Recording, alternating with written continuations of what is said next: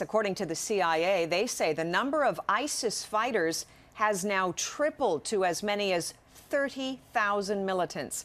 Meantime, U.S. Secretary of State John Kerry, he's in Turkey today, seeking more support for military action against ISIS. And for more on where the coalition against ISIS stands, let's bring in Jonathan Schanzer. He is Vice President of Research at the Foundation for the Defense of Democracies, and he's talking to us from Washington. Mr. Schanzer, thanks for joining us.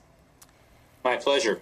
Let's start with Turkey. We mentioned U.S. Secretary of State John Kerry is there. Is Turkey a willing coalition against ISIS participant? What do we know about them? Well, Turkey has had a spotty record on this in the past, working with the United States, for example, in the West Iraq war. They have basically indicated that they will provide logistics to the coalition, but they will not allow for attacks to take place from their soil. This, of course, comes on the heels of revelations that Turkey has really served as a transit point for a lot of the ISIS fighters that have streamed over into the Syrian conflict. And so it raises a lot of questions just more broadly about whether Turkey belongs in NATO and whether it is allied with us in these ways. So real questions and concerns about Turkey. What about Saudi Arabia? We are hearing of late they are going to provide the base for training of some of these forces, not American forces, of course, but some of the forces that are going to be trained to better respond and fight ISIS. Where does Saudi Arabia stand? Well, Saudi Arabia is sort of an interesting case. Right now, they've been classified as a moderate Arab regime. This, of course, comes after decades of trying to work with the Saudis to curb their terror finance activities, to stop the flow of Wahhabi dollars that have been radicalizing youth around the world. And so now what we're seeing is that they're offering up their territory to train the so-called moderates. This is an outfit. I think that what we need to do is watch carefully to make sure that Saudi Arabia sticks to this in light of their past record.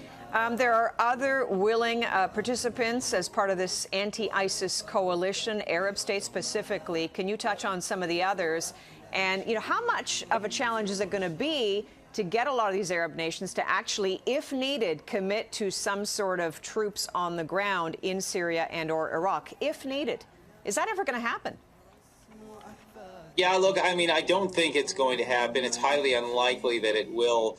You've got the Iraqis on board. We've seen how the Iraqi army has already performed against ISIS. You've got the Jordanians on board. They're, of course, struggling with a huge refugee problem from the spillover from the Syria conflict, and a couple of other smaller Gulf states that are typically not considered to be powerhouses militarily speaking, and I think we might also question whether they have professional armies. The real contributor that I see right now are the Kurds. The Kurds are in fact already fighting ISIS. They have offered up their air base to allow the United States to attack ISIS from its soil, from Kurdistan, and from Erbil in particular.